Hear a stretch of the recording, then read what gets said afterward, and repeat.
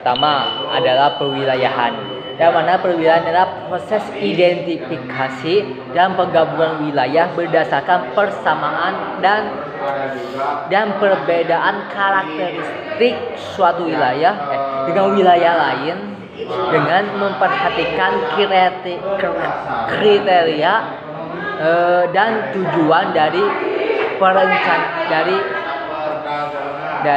pengelompokan wilayah tersebut.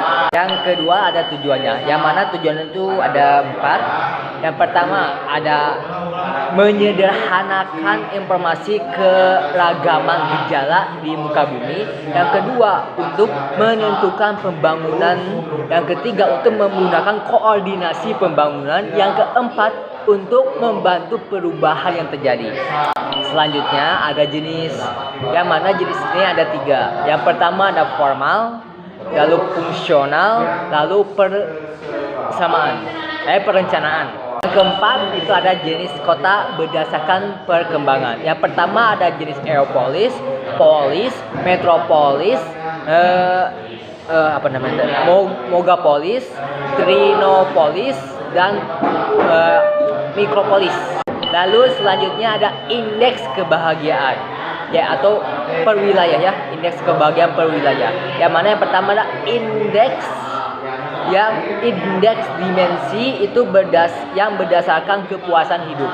Yang mana indikatornya adalah kondisi ekonomi, kesehatan, hubungan sosial, dan pencapaian pribadi.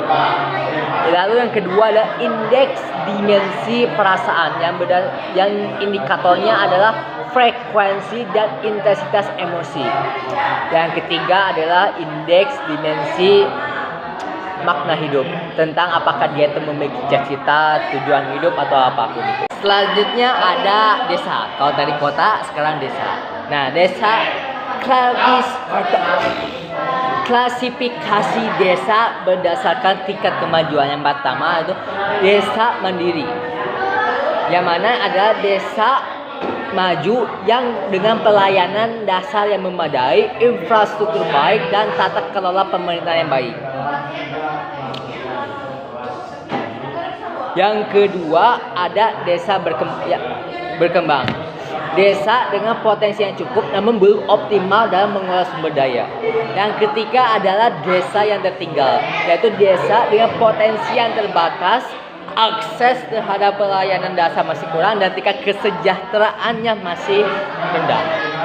Selanjutnya ada klasifikasi desa berdasarkan kemampuan pengembangan. Yang pertama desa swadaya, yaitu desa tradisional terisolasi dan bergantung pada alam. Yang kedua adalah desa swakarya, yaitu desa yang mulai berinteraksi dengan luar, ada usaha kecil dan lebih maju dari desa swadaya. Yang ketiga adalah desa swasembada, yaitu desa mandiri yang mampu mengembangkan potensi secara optimal dan aktif berinteraksi dengan wilayah lain.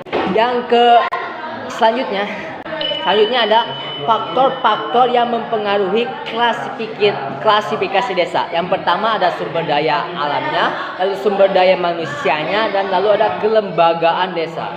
Selanjutnya, apa sih tujuan klasifikasi?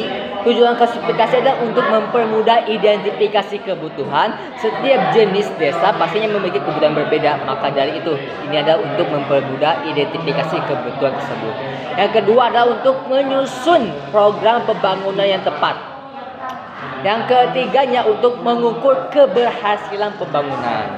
Ada pengembangan wilayah yang definisinya adalah usaha yang dilakukan untuk mengurangi ketimpangan wilayah dengan memiliki dukungan terhadap efisiensi ekonomi dalam satu wilayah tersebut.